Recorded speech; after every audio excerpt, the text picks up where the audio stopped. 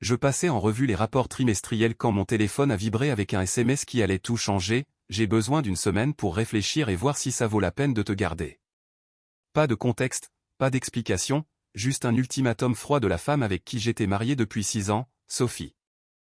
La plupart des hommes auraient paniqué, auraient appelé immédiatement pour supplier d'avoir des éclaircissements, promettant de changer tout ce qu'il fallait, mais en relisant ces mots une seconde fois, j'ai eu un déclic. Elle ne demandait pas d'espace pour travailler sur notre couple, elle me donnait une date de péremption comme si j'étais un produit en rayon dont elle n'était pas sûre de l'achat. J'ai posé mon téléphone et terminé le rapport sur lequel je travaillais, puis 20 minutes plus tard, je l'ai repris et j'ai répondu « Prends tout le temps qu'il te faut, j'utiliserai le mien de manière productive. » Envoyé. La réponse est arrivée dans la seconde, c'est tout? Pas de question? J'ai répondu, quelle question? Tu as rendu ta position claire. 3 petits points sont apparus et disparus plusieurs fois, elle s'attendait à ce que je craque, que je l'inonde de messages pour demander ce que j'avais fait de mal, ce que je pouvais réparer, comment je pouvais regagner ses bonnes grâces. Au lieu de cela, j'ai ouvert mon ordinateur portable et commencé à faire des changements qui n'avaient que trop tardé. Première étape, nos comptes bancaires joints, j'ai appelé la banque et expliqué que je devais bloquer les accès et désolidariser les comptes en raison d'une procédure de séparation en cours. Le conseiller a été professionnel et efficace, et en 10 minutes, son accès était suspendu. Ensuite, j'ai changé les mots de passe de nos comptes Canal+, Netflix, de nos profils Amazon et du stockage cloud partagé. Si elle voulait évaluer ma valeur, elle pouvait le faire sans utiliser mes ressources. Mon téléphone a vibré à nouveau, qu'est-ce que tu as fait à Netflix? J'ai répondu, je priorise mes dépenses pendant ta période d'évaluation. Elle a répliqué, tu es sérieux? J'ai confirmé, très sérieux, tu as dit que tu avais besoin de temps pour réfléchir, je te donne l'expérience complète de ce à quoi ressemble la vie sans moi. La beauté de cette approche n'était pas la vengeance, c'était la clarté. Depuis des mois, voire des années, j'avais le sentiment qu'elle me voyait comme une commodité plutôt que comme un partenaire, la façon dont elle rejetait mes opinions lors des dîners avec ses amis, comment elle faisait des projets sans me consulter pour ensuite agir agacée quand j'avais des engagements contradictoires, les yeux levés au ciel subtil quand je suggérais des soirées en amoureux ou des week-ends en Normandie. Ce SMS n'était pas spontané, c'était l'aboutissement de quelqu'un qui faisait l'inventaire de sa relation comme une fusion d'entreprises, pesant le pour et le contre, calculant si les bénéfices l'emportaient sur les coûts. Eh bien, maintenant elle pouvait faire ses calculs avec des données réelles. Je suis rentré chez moi ce soir-là avec un étrange sentiment de calme, la maison semblait différente quand je suis entré.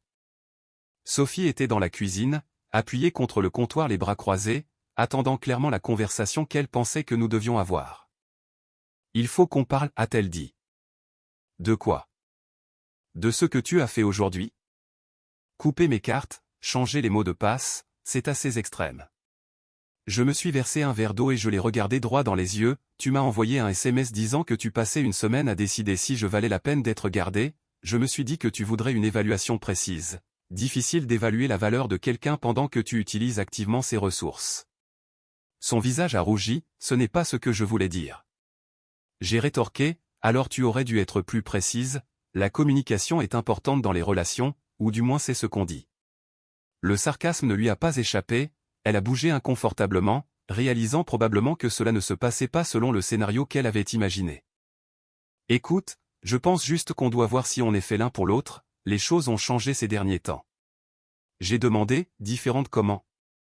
Elle a balbutié, tu sais ce que je veux dire.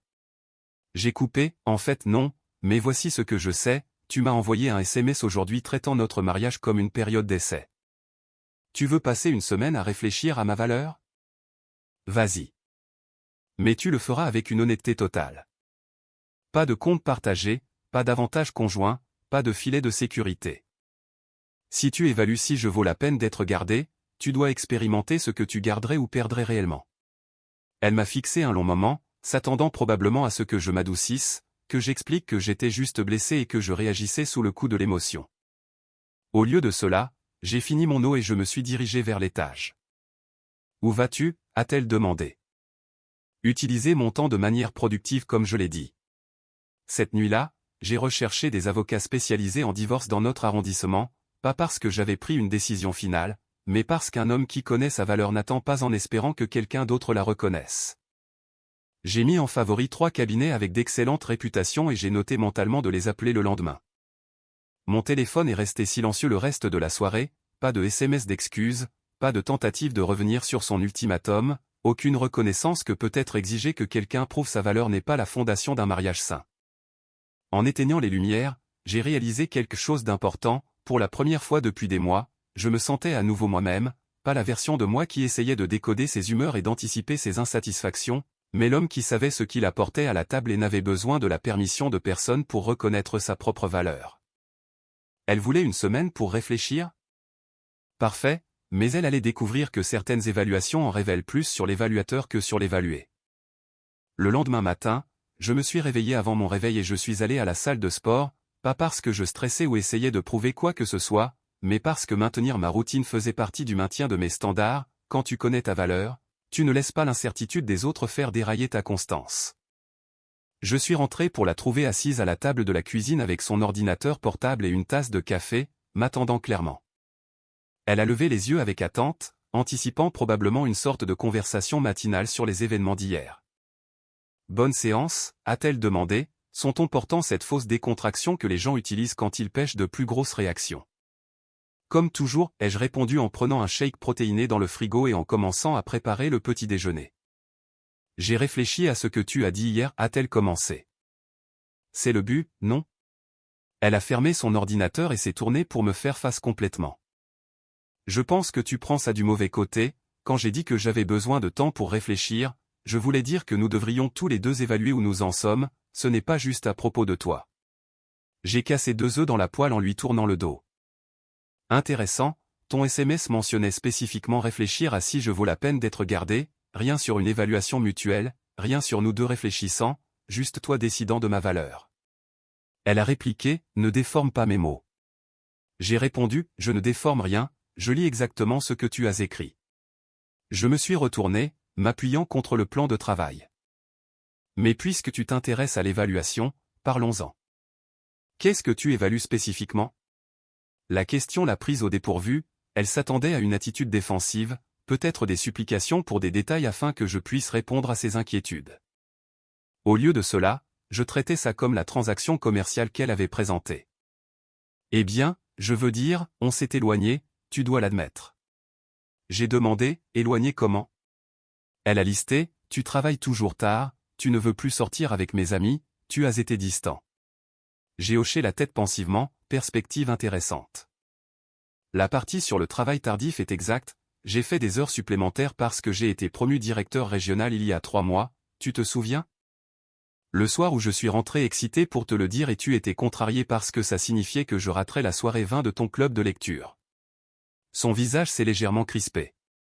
Quant à tes amis, tu as raison encore, j'ai arrêté de vouloir traîner avec des gens qui passent des soirées entières à se plaindre de leur mari alors que leurs maris ne sont pas là pour se défendre, appelle ça un défaut de personnalité. Elle a protesté, ce n'est pas juste. J'ai répondu, ce n'est pas juste non plus de s'entendre dire qu'on est distant par quelqu'un qui a passé le week-end dernier chez sa sœur sans le mentionner jusqu'à ce qu'elle soit déjà dans la voiture.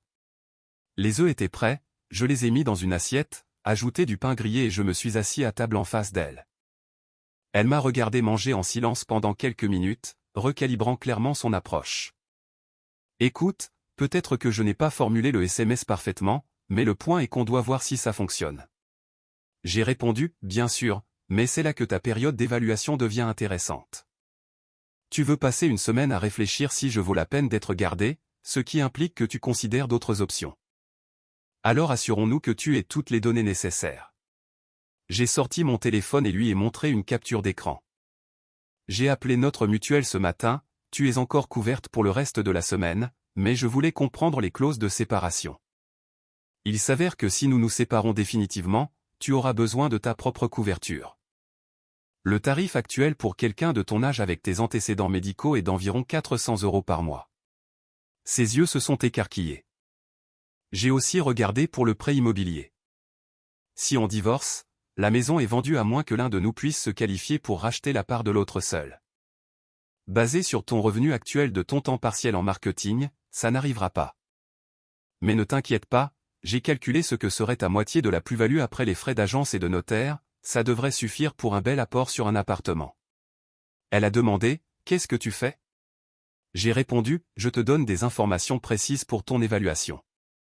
Tu ne peux pas évaluer correctement si quelqu'un vaut la peine d'être gardé si tu ne comprends pas ce que tu gardes ou perds réellement.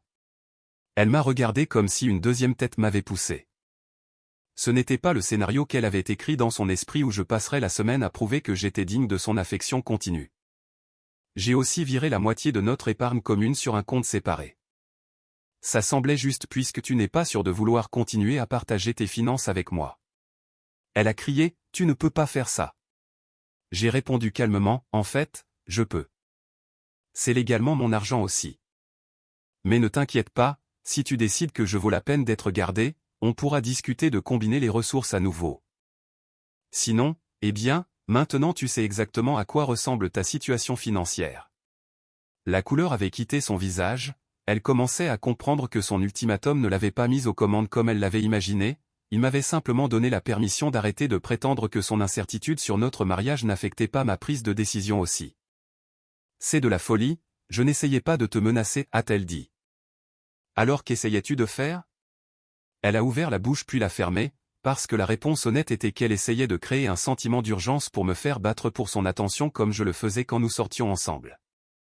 Elle voulait se sentir poursuivie, choisie, priorisée, mais elle avait complètement mal calculé. J'essayais d'avoir une conversation honnête sur notre relation, a-t-elle tenté. Non, tu essayais de me mettre à l'épreuve. Il y a une différence. Les conversations honnêtes se font face à face avec deux participants, les ultimatums sont livrés par SMS. J'ai fini mon petit déjeuner et rincé mon assiette. Je pars au travail. Prends tout le temps dont tu as besoin avec ton évaluation. Rappelle-toi juste que les évaluations fonctionnent dans les deux sens. Pendant que tu décides si je vaux la peine d'être gardé, je me fais une image assez claire de ce que c'est que d'être marié à quelqu'un qui voit notre relation comme conditionnelle. J'ai attrapé mes clés et me suis dirigé vers la porte. Attends, m'a-t-elle appelé. Qu'est-ce que c'est censé vouloir dire? Je me suis retourné pour la regarder assise là avec son ordinateur, son café et son ultimatum soigneusement calculé qui se retournait spectaculairement contre elle. Ça veut dire qu'un homme qui connaît sa valeur ne passe pas son temps à convaincre les autres de la reconnaître, il passe son temps avec des gens qui le font déjà. Le jeudi soir, elle devenait désespérée, je pouvais le dire parce qu'elle avait arrêté les tentatives subtiles de conversation et était passée à ce que j'ai reconnu comme le test numéro 2. Je suis entré dans la maison pour la trouver dans la cuisine avec quelqu'un que je n'avais jamais vu auparavant, un grand type, probablement au milieu de la trentaine, portant une montre chère et ce sourire trop confiant que les hommes ont quand ils pensent être malins.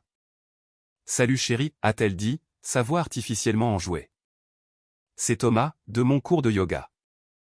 Je l'ai invité à dîner puisque tu as été si concentré sur le travail ces derniers temps. » Le piège était évident, elle voulait voir si je serais jaloux, si je me battrais pour son attention, si je craquerais enfin pour agir comme le mari insécure qu'elle attendait. Thomas a tendu la main avec un sourire qui suggérait qu'il savait exactement à quel jeu on jouait. « Ravi de vous rencontrer, votre femme m'a tellement parlé de vous. » J'ai serré sa main fermement et souri en retour. Que des bonnes choses j'espère, bien que vu la semaine qu'on passe, je ne suis pas sûr de quelle histoire elle a partagée. Sa confiance a vacillé légèrement, ce n'était pas la réponse qu'on l'avait préparée à entendre. Elle a mentionné que vous travaillez dans la vente, c'est cool, je suis dans l'immobilier moi-même. J'ai corrigé, gestion régionale en fait, je viens d'être promu. Mais l'immobilier c'est intéressant. Marché difficile en ce moment avec les taux d'intérêt, vous devez travailler 2 fois plus dur pour conclure des affaires. Il a répondu, ouais, enfin vous savez comment c'est, s'adapter ou mourir, n'est-ce pas? J'ai dit, absolument. En parlant de s'adapter, j'espère que ça ne vous dérange pas qu'on garde le dîner simple ce soir, j'ai géré la plupart des courses cette semaine pendant que ma femme prend du temps pour évaluer notre relation. La pièce est devenue complètement silencieuse. Sophie m'a lancé un regard qui aurait pu faire fondre l'acier, mais j'ai gardé mon expression plaisante et conversationnelle.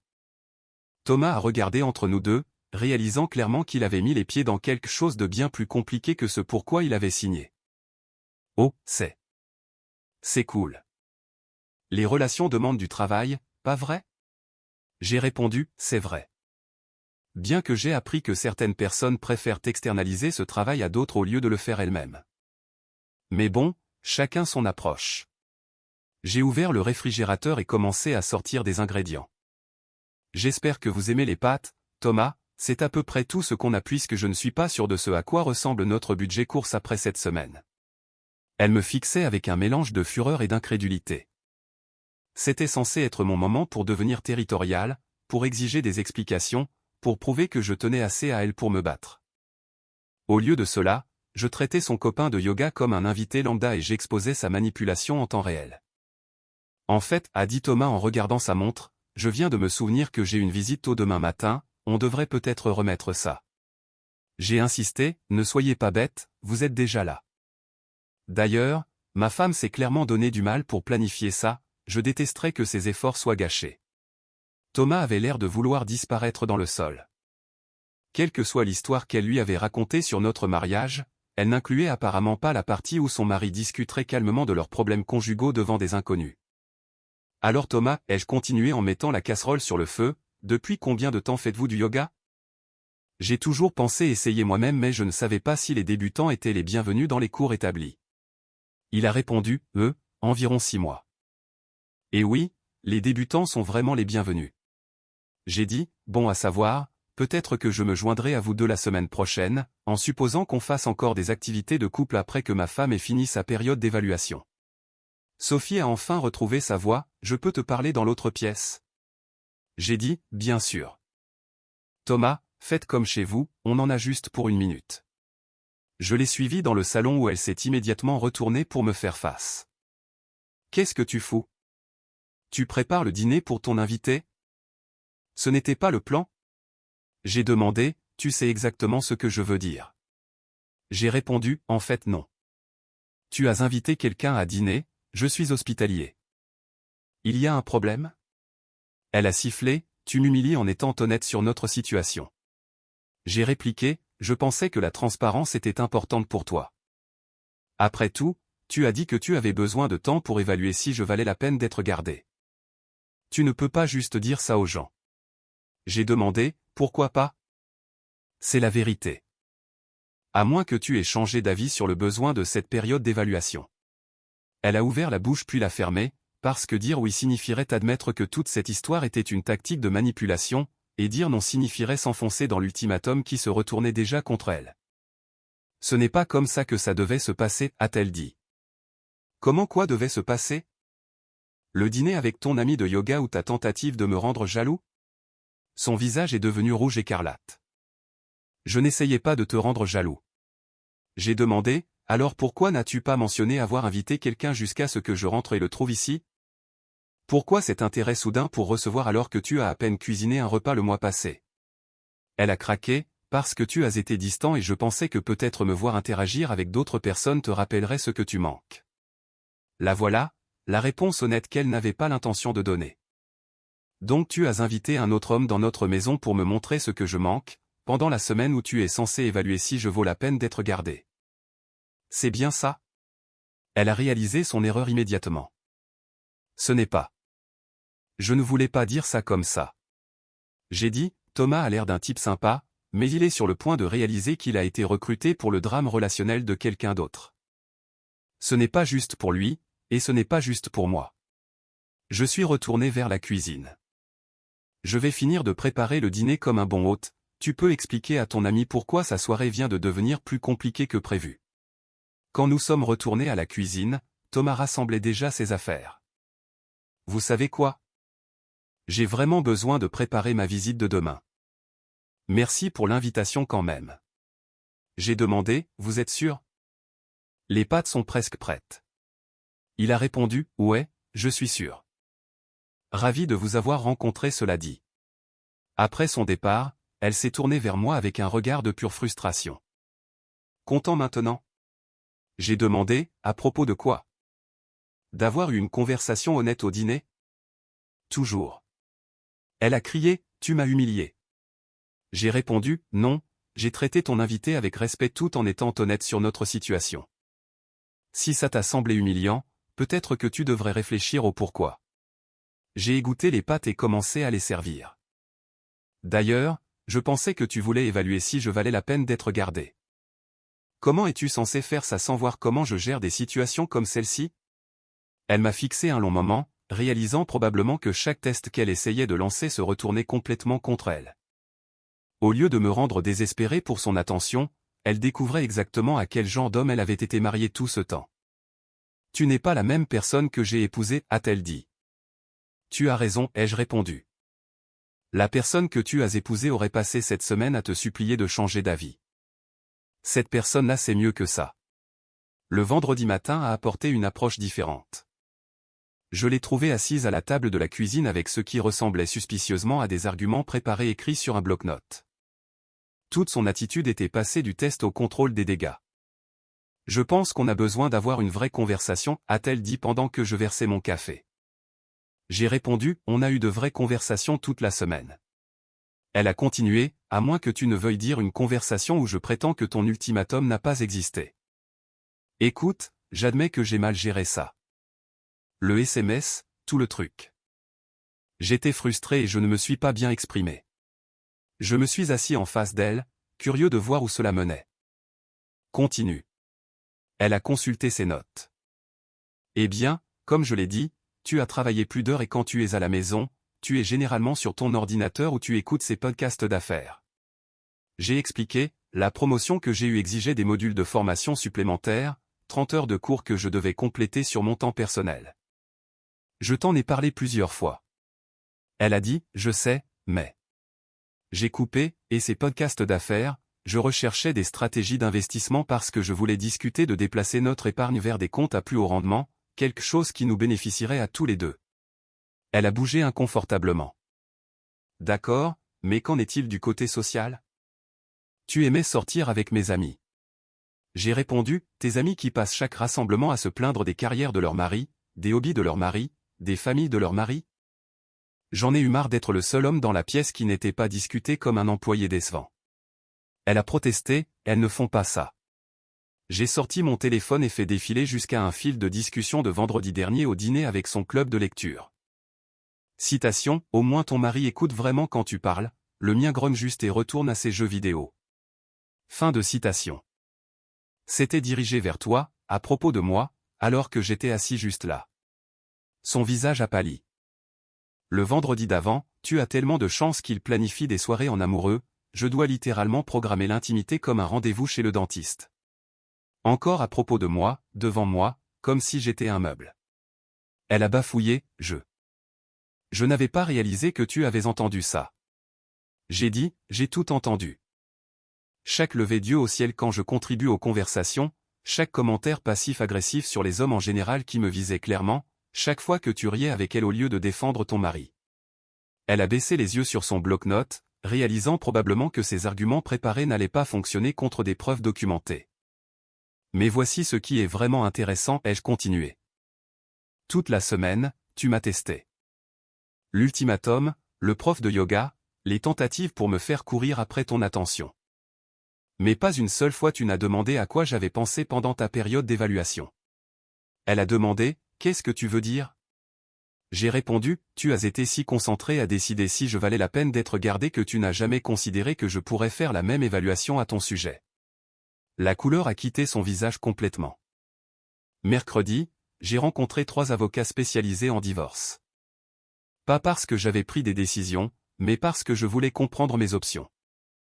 Il s'avère que la documentation est importante dans ces situations. J'ai sorti un dossier de ma mallette et l'ai posé sur la table. Relevé bancaire montrant les comptes individuels que j'ai ouverts. Capture d'écran de tes SMS, incluant l'ultimatum original. Photo du prof de yoga que tu as invité sans me prévenir. Une chronologie de tes comportements sur les 6 derniers mois. Elle a balbutié, tu ne peux pas être sérieux. J'ai répondu, mortellement sérieux. Tu voulais passer une semaine à évaluer si je valais la peine d'être gardé? J'ai passé la même semaine à évaluer si je voulais être gardé par quelqu'un qui voit notre mariage comme conditionnel. Elle a fixé le dossier comme s'il allait exploser. C'est insensé, j'essayais de sauver notre mariage. J'ai corrigé, non, tu essayais de le contrôler. Il y a une différence. Sauver un mariage nécessite que 2 personnes travaillent ensemble. Ce que tu as fait, c'est lancer un ultimatum et t'attendre à ce que je danse pour ton approbation. Elle a pleuré, je n'ai jamais dit que tu devais prouver quoi que ce soit. J'ai rappelé, tu as littéralement dit que tu avais besoin de temps pour penser si je valais la peine d'être gardé. Qu'est-ce que tu pensais exactement que j'étais censé faire de cette information? M'asseoir tranquillement pendant que tu décidais de mon sort? Elle est restée silencieuse un long moment, réalisant probablement à quoi ressemblaient ses actions quand elles étaient présentées comme des preuves plutôt que des émotions. « Qu'est-ce qui se passe maintenant » a-t-elle demandé. J'ai répondu, ça dépend de toi. Ta période d'évaluation se termine demain. Mais voici la chose que tu n'as pas considérée quand tu as commencé ce processus, au moment où tu m'as dit que tu n'étais pas sûr que je valais la peine d'être gardé, tu m'as montré exactement comment tu vois cette relation. Je me suis adossé à ma chaise. Une femme qui valorise son mari ne le met pas à l'épreuve, elle n'invite pas d'autres hommes pour tester ses réactions, elle ne menace pas la stabilité de leur mariage pour obtenir de l'attention. Elle a dit, je ne menaçais rien. J'ai demandé, alors que faisais-tu ? Elle a ouvert la bouche puis l'a refermée parce que la réponse honnête était qu'elle faisait absolument des menaces et nous le savions tous les deux. Les avocats m'ont tous dit la même chose, la documentation compte, l'intention compte, les schémas de comportement comptent. Et ce que j'ai documenté cette semaine est un schéma de manipulation, de tests et de jeux émotionnels. Elle a demandé, tu vas divorcer ? J'ai répondu, je suis prêt à le faire. Les papiers sont rédigés, tout ce qu'il manque c'est ma signature. Ses mains tremblaient maintenant. Pour un seul SMS ? J'ai corrigé, pour 6 ans de mariage où ma femme me voit apparemment comme quelqu'un qui a besoin de prouver sa valeur plutôt que quelqu'un dont elle reconnaît déjà la valeur. Je me suis levé et j'ai rempli mon café. Tu voulais une semaine pour décider si je vaux la peine d'être gardé. Demain c'est ta date limite. Mais comprends bien ceci, quelle que soit la décision que tu prends, j'ai déjà pris la mienne sur ce que signifie être marié à quelqu'un qui pense que les ultimatums sont des outils relationnels appropriés. Elle a demandé, qu'est-ce que ça veut dire ? J'ai répondu, ça veut dire que même si tu décides que je vaux la peine d'être gardé, je ne suis pas sûr que tu vales la peine de me garder. Le samedi matin, je savourais mon café et lisais quand la sonnette a retenti. Par la fenêtre, je pouvais voir la voiture de sa mère dans l'allée. La cavalerie était arrivée. J'ai ouvert la porte pour trouver non seulement sa mère, mais aussi sa sœur et sa meilleure amie de fac. Les 3 femmes avaient l'air prêtes pour la bataille. Il faut qu'on parle, a annoncé sa mère en me poussant pour entrer dans la maison. Bonjour à vous aussi, entrez je vous en prie. Elles se sont assemblées dans le salon comme un tribunal. Sophie a émergé de l'étage, ayant clairement orchestré cette intervention. Nous sommes là parce que quelqu'un doit te faire entendre raison, a commencé sa sœur. Elle a pleuré toute la semaine. J'ai dit, je suis désolé d'entendre ça, les ultimatums peuvent être émotionnellement difficiles pour tout le monde impliqué. Sa mère s'est avancée, ne fais pas le malin avec moi jeune homme, le mariage demande des compromis. Tu ne peux pas juste menacer de divorcer chaque fois que tu as un désaccord. J'ai dit, perspective intéressante. Dites-moi, quand votre fille m'a envoyé un SMS disant qu'elle avait besoin d'une semaine pour décider si je valais la peine d'être gardé, était-ce un compromis ? Elle a défendu, elle exprimait ses sentiments à travers un ultimatum, mais d'une manière ou d'une autre c'est moi qui menace de divorcer ? Sa meilleure amie est intervenue, écoute, je la connais, elle ne pense pas la moitié des choses qu'elle dit quand elle est énervée, tu devrais le savoir maintenant. J'ai demandé, donc j'aurais dû l'ignorer quand elle a dit qu'elle évaluait si elle devait me garder ? Juste rejeter ça comme du bruit émotionnel ? Tu aurais dû te battre pour ton mariage au lieu d'abandonner au premier signe de problème. J'ai posé mon café et je les ai regardés tour à tour. Laissez-moi vous poser une question, si votre mari vous envoyait un SMS disant qu'il avait besoin d'une semaine pour décider si vous valiez la peine d'être gardé, comment réagiriez-vous ? Le visage de sa mère s'est crispé. C'est différent. J'ai demandé, comment ? Elle a dit, parce que les hommes ne font pas ça. J'ai demandé, ils ne feraient pas quoi ? Évaluer leurs femmes comme des investissements commerciaux ? Inviter d'autres femmes pendant la période d'évaluation ? Mettre leurs épouses à l'épreuve. La pièce est devenue silencieuse. Sa sœur a jeté un coup d'œil à Sophie, réalisant probablement qu'il y avait des détails dans cette histoire qu'elle n'avait pas entendus. Quelles autres femmes ? A demandé sa mère. Le visage de Sophie est devenu rouge. Ce n'était pas comme ça. J'ai expliqué, elle a invité un homme de son cours de yoga à dîner jeudi soir. Elle ne l'a pas mentionné jusqu'à ce que je rentre et le trouve ici. Quand je lui ai demandé en privé, elle a admis qu'elle voulait que je la voie interagir avec d'autres personnes pour me rappeler ce que je manquais. La bouche de sa meilleure amie est tombée ouverte. Tu as fait quoi ? Sophie a dit, ce n'était pas un rendez-vous, c'était juste un dîner. J'ai continué, pendant la semaine où tu évaluais si tu devais garder ton mari, avec un homme que je n'avais jamais rencontré, sans aucun préavis. J'ai regardé son équipe de soutien. Est-ce que l'une d'entre vous aurait fait ça à son époux? Sa sœur regardait Sophie comme si des cornes lui avaient poussé. C'est incroyablement inapproprié. J'ai repris, ce qui nous amène à la raison de votre présence. Vous êtes venu me convaincre de me battre pour mon mariage. Mais aucune de vous n'a demandé pourquoi je me bats. Sa mère a croisé les bras, tu te bats pour ta femme, pour ta famille. J'ai demandé, vraiment? Parce que cette semaine, ma femme a traité notre mariage comme une période d'essai. Elle a testé mes réactions en amenant d'autres hommes chez nous. Elle a lancé des ultimatums par SMS au lieu d'avoir des conversations d'adultes. Elle a recruté sa famille pour me mettre la pression au lieu d'aborder les problèmes directement. J'ai fait un geste vers Sophie. Alors dites-moi, qu'est-ce que je suis censé me battre pour garder exactement? Sa mère a dit, une femme qui t'aime. Mais sa voix avait perdu de sa conviction. J'ai répondu, une femme qui m'aime ne me met pas en procès, elle ne me teste pas avec d'autres hommes, elle ne menace pas la stabilité de notre mariage pour avoir mon attention. Sa meilleure amie avait l'air mal à l'aise maintenant. Peut-être qu'il y a des torts des deux côtés ici. J'ai dit, absolument. J'aurais dû aborder ces schémas il y a des mois au lieu d'espérer qu'ils se résoudraient d'eux-mêmes. J'aurais dû poser des limites plus claires sur les comportements que j'accepterais ou non. J'aurais dû reconnaître que quelqu'un qui voit l'amour comme conditionnel n'est probablement pas prêt pour le mariage. Sophie a enfin pris la parole, ce n'est pas juste, je t'aime vraiment. J'ai répondu, tu aimes l'idée de moi. Tu aimes ce que je fournis, ce que je représente, comment je te fais sentir, mais tu ne m'aimes pas assez pour me traiter avec un respect basique. Elle a crié, ce n'est pas vrai. J'ai dit, alors explique l'ultimatum. Explique pourquoi tu as pensé qu'il était approprié de donner à ton mari une date limite pour prouver sa valeur. Explique pourquoi tu as invité un autre homme pendant cette période d'évaluation. Elle a regardé autour de la pièce pour du soutien, mais ses renforts commençaient à voir la situation différemment. Sa sœur a parlé la première, je pense qu'on devrait peut-être y aller, ça ressemble à quelque chose que vous deux devez régler en privé. J'ai dit, en fait, puisque vous êtes toutes là, il y a quelque chose que vous devez savoir.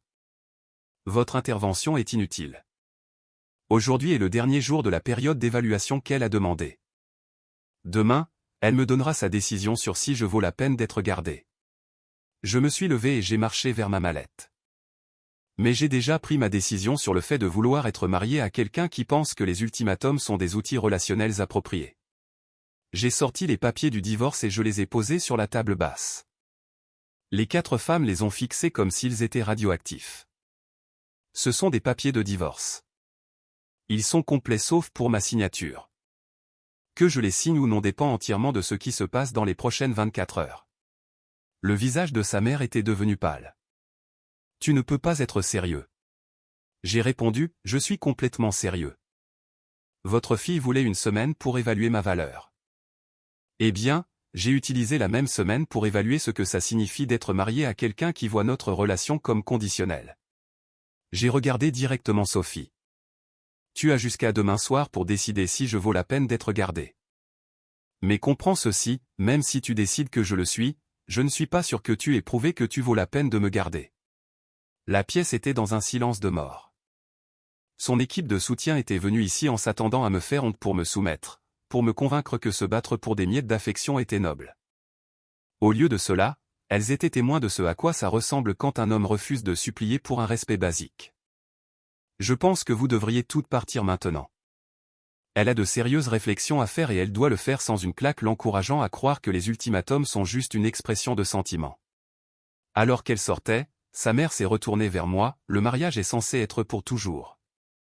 J'ai répondu, vous avez absolument raison. C'est exactement pour ça qu'il ne devrait pas être traité comme une période d'essai. Le dimanche soir est arrivé avec le poids de la finalité. J'avais passé la journée à faire exactement ce que j'avais fait toute la semaine, vivre ma vie avec dignité et détermination. Je suis allé courir, j'ai rattrapé un peu de lecture et préparé un dîner simple. Pas de gestes dramatiques, pas de tentative de dernière minute pour influencer sa décision. Un homme qui connaît sa valeur ne fait pas campagne pour la reconnaissance.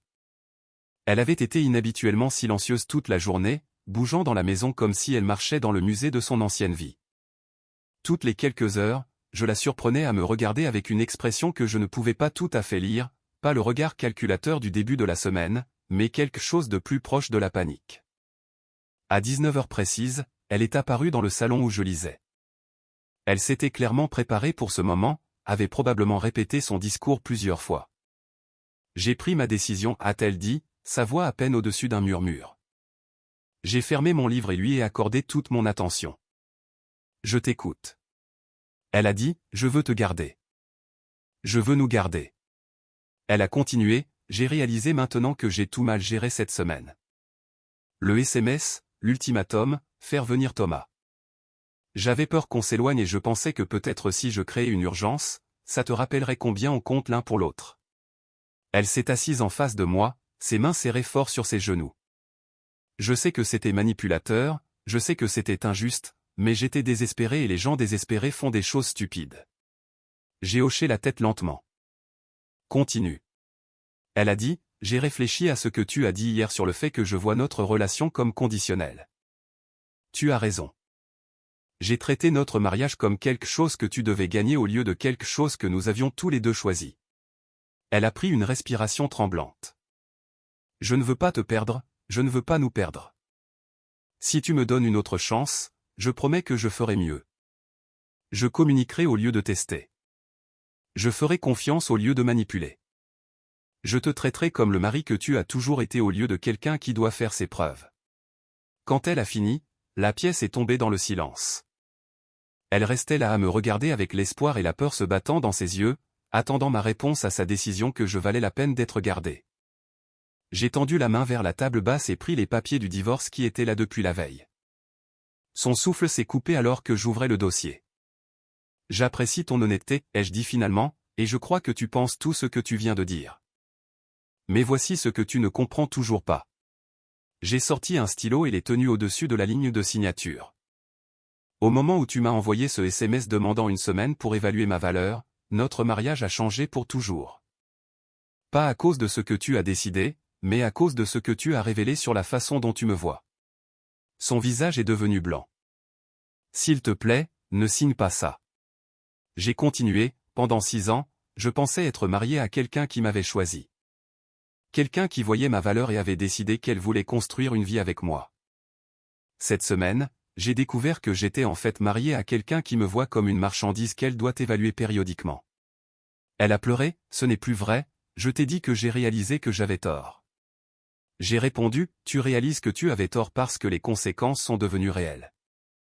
Mais qu'arrivera-t-il la prochaine fois que tu te sentiras insécure? La prochaine fois qu'on traversera une mauvaise passe? Est-ce que j'aurai une autre période d'évaluation? Un autre ultimatum? Elle pleurait maintenant, mais j'ai continué. Tu voulais une semaine pour décider si je valais la peine d'être gardé. Eh bien, j'ai utilisé cette même semaine pour décider si je voulais être gardé par quelqu'un qui pense que c'est une manière appropriée de gérer un mariage. J'ai signé les papiers d'une main ferme. Et j'ai décidé que non. Elle a supplié, tu ne peux pas faire ça, on peut arranger ça. J'ai dit, non, on ne peut pas. Parce que le problème fondamental n'est pas quelque chose qui peut être arrangé avec des promesses. Tu ne me vois pas comme un partenaire égal. Tu me vois comme quelqu'un dont la position dans ta vie nécessite une révision périodique. Je me suis levé et lui ai tendu les papiers signés. Je ne suis plus en colère. Je ne suis plus blessé. J'ai juste fini d'être marié à quelqu'un qui traite l'amour comme un entretien annuel d'évaluation. Elle a serré les papiers mais ne les a pas regardés.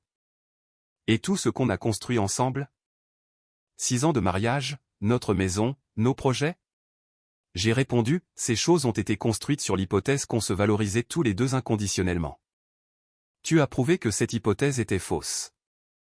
Du moins de ton côté. Elle a dit, je peux changer, je vais changer. J'ai dit, peut-être que tu le feras, mais pas avec moi. Je ne suis pas intéressé à être l'expérience d'apprentissage ou le projet de rédemption de quelqu'un. Je suis intéressé à être avec quelqu'un qui connaît déjà ma valeur sans avoir besoin d'une semaine pour y réfléchir. J'ai marché vers les escaliers, puis je me suis retourné pour la regarder une dernière fois. Elle était assise là, tenant les papiers du divorce, les larmes coulant sur son visage, réalisant probablement que sa période d'évaluation s'était retournée contre elle de la manière la plus spectaculaire possible. Pour ce que ça vaut, ai-je dit, j'espère que tu tireras une leçon de tout ça. J'espère que ta prochaine relation sera avec quelqu'un que tu ne ressentiras jamais le besoin de tester, d'évaluer ou de mettre à l'épreuve, parce que c'est à ça que ressemble le véritable amour.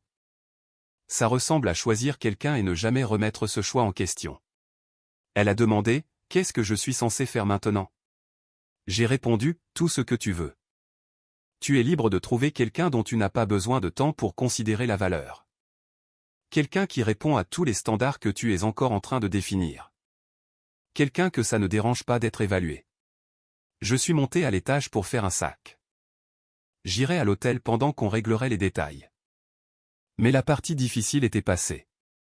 J'avais choisi ma propre valeur plutôt que l'incertitude de quelqu'un d'autre à son sujet. Derrière moi, je pouvais l'entendre sangloter, réalisant probablement que sa semaine d'évaluation lui avait coûté tout ce qu'elle essayait de sauver. Mais ce n'était plus mon problème. Je lui avais donné exactement ce qu'elle avait demandé, une honnêteté totale sur ce à quoi ressemblait la vie sans moi. La différence, c'est qu'elle pensait qu'elle était celle qui faisait le choix. Elle n'avait jamais considéré que les ultimatums fonctionnent dans les deux sens et qu'un homme qui connaît sa valeur n'attend pas que les autres la reconnaissent, il trouve quelqu'un qui le fait déjà. En emballant mes vêtements, j'ai ressenti quelque chose que je n'avais pas éprouvé depuis des mois, la paix. Le genre de paix qui vient quand on arrête enfin le travail épuisant d'essayer de faire ses preuves à quelqu'un qui devrait